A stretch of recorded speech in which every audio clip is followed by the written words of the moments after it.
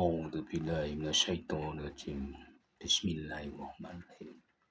Assalamualaikum warahmatullahi wabarakatuh. Kelana Yuda Channel mempersembahkan cerita singkat misteri berkabut episode yang ke-7. Selamat mendengarkan. Tak terasa matahari pun sudah berada pada puncaknya. Saat itu ketika orang Suran Ki Ronggo Ranudirjo sesampainya di pinggir hutan, tiba-tiba saja mereka telah berpencar masuk ke dalam gerombolan perdu yang berada di sekitar hutan tersebut. Namun demikian, Ki Prawito tetap berjalan ke arah hutan tersebut. Ketika ia sampai di pinggir hutan, ia pun berhenti sambil mempertajam pendengarannya. Karena ketiga orang yang diikutinya sudah tidak ada di depannya. Tiba-tiba terdengar suara orang tertawa. Yang kemudian disusul dengan keluarnya orang yang berwajah garang dari gerombolan perdu. Namun tidak lama kemudian, Ki Rangka dan seorang lagi juga sudah berada di samping Ki Dirgo.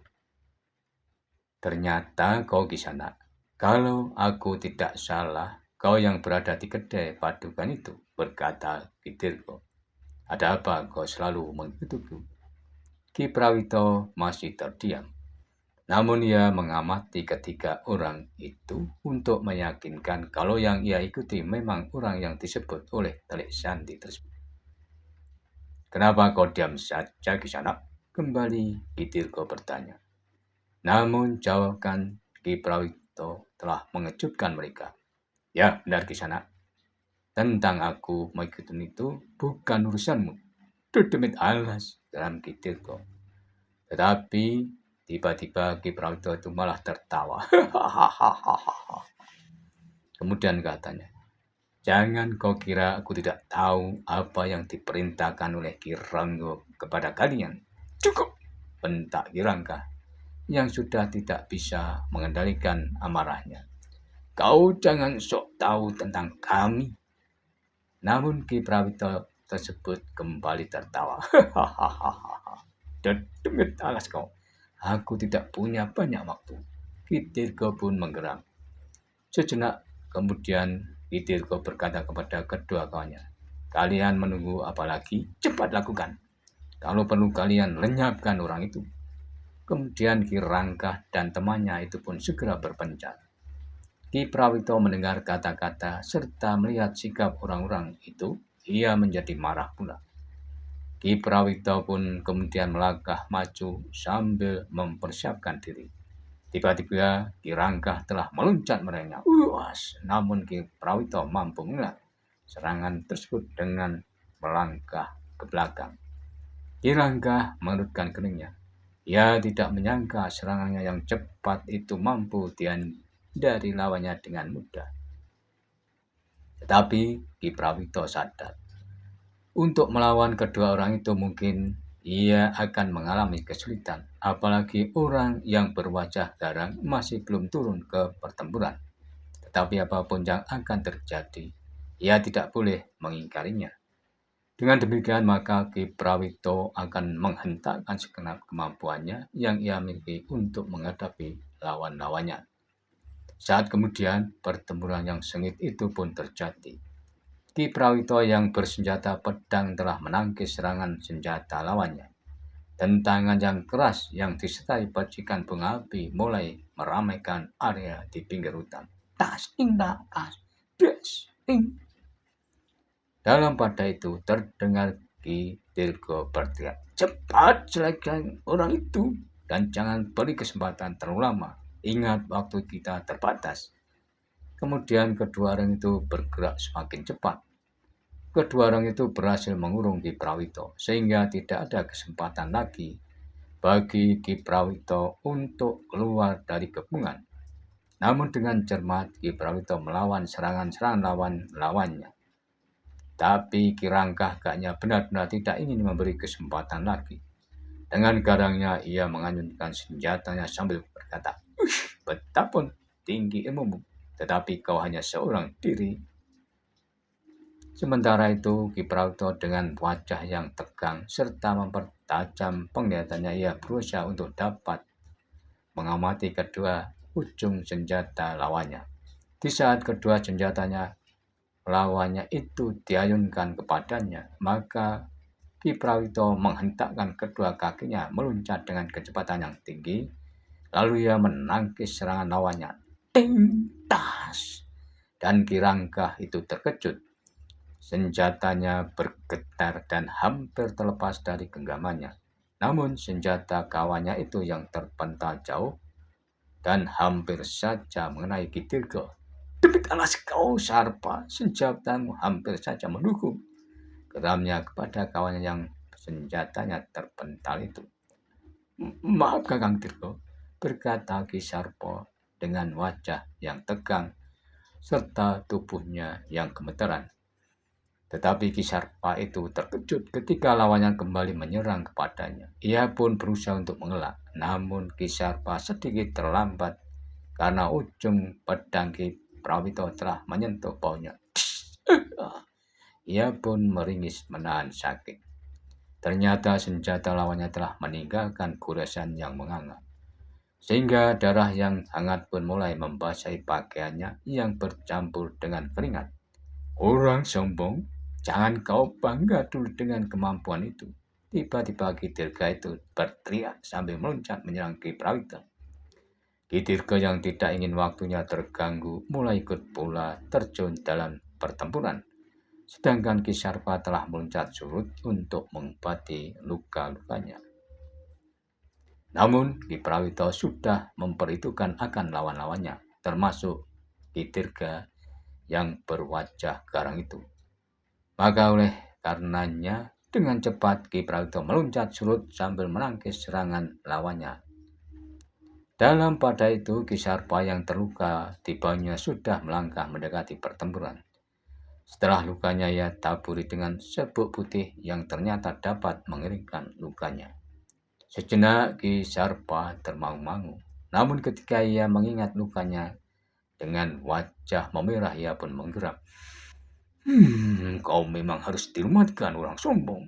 Tetapi Ki Prawito sudah bersiap untuk menghadapi segala kemungkinan yang akan menimpa dirinya. Ki Prawito sejak mengamati bau lawannya, lalu ia berpikir luka itu tentu akan mengurangi kecepatan gerak tangannya.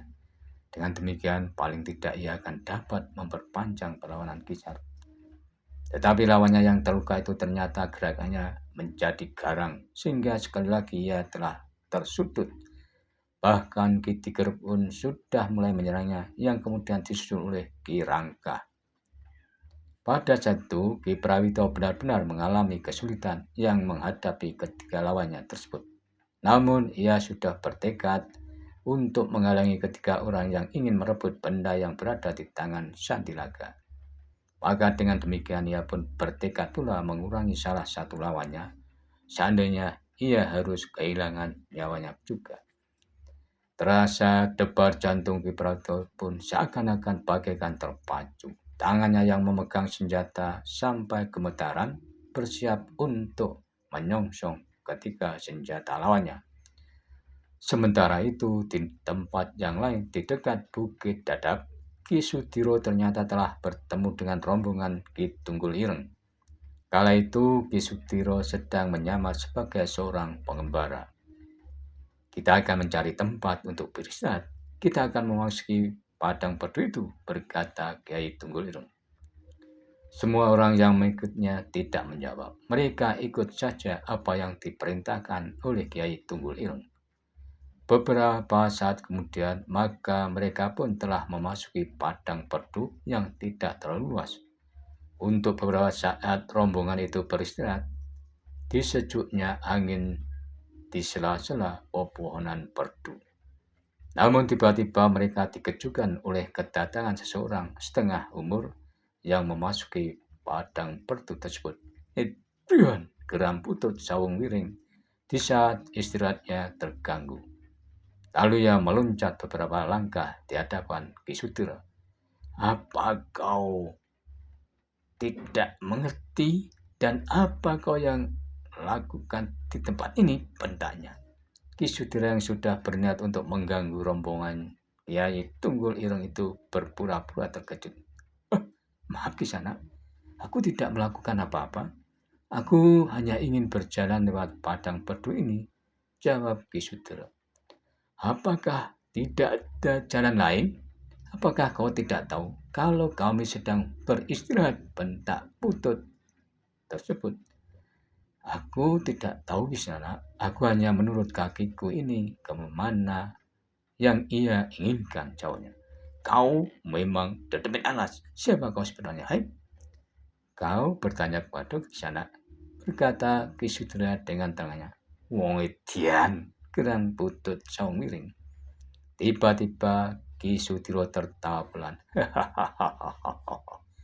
Namun getaran tertawanya bagaikan menghentak isi dada Putut saung miring. Putut saung miring pun terkejut. Ia pun lalu meloncat surut. Dipandangnya Ki Sudiro itu dengan seksama. Ia melihat orang yang dihadapannya seumuran dengan gurunya. Namun badannya tidak besar serta tidak terlalu tinggi. Tetapi sorot matanya berkilat tajam. Siapa kau sebenarnya Kisana? Bertanya Putut saung ring itu lagi, namun dengan nada yang berbeda. Aku hanya seorang yang kabur kanginan yang ingin mengikuti kata hatiku. Namun sebelum Putut saung wiring itu berkata, tiba-tiba Ki Tunggul Ireng telah meloncat di samping muridnya. Kau mundurlah saung wiring, kau bukan tandingannya.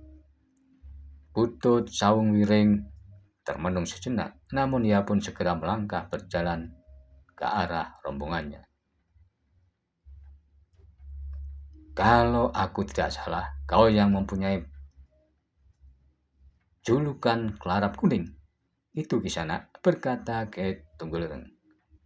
Ki Sudira itu tersenyum mendengar perkataan tersebut.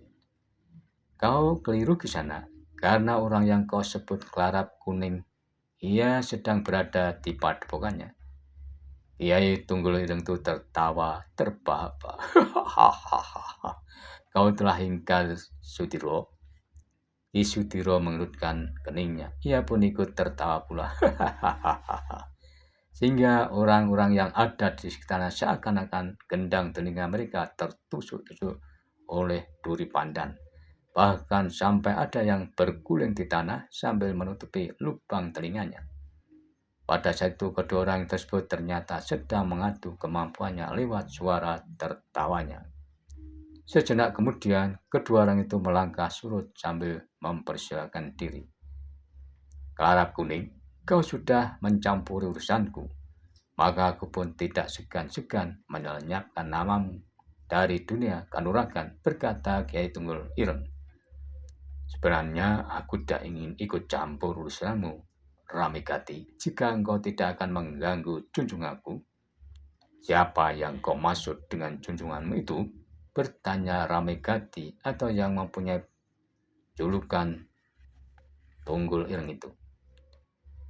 Kau jangan berpura-pura tidak mengerti, atau kau memang tidak tahu Ramegati, kedudukan apa yang diiming-imingkan oleh Ki Ronggo Ranutirjo kepadamu? Bertanya Ki Sudira. Kau memang demit alas. Tahu dari mana kau? Kau tidak perlu tahu dari mana aku dapatkan, jawab Ki Sudira tenang. Baiklah Kelarap Kuning, ini sudah kepalang tanggung, aku pun tidak sila lagi. Oleh karena itu, aku pun akan melaksanakan ucapanku.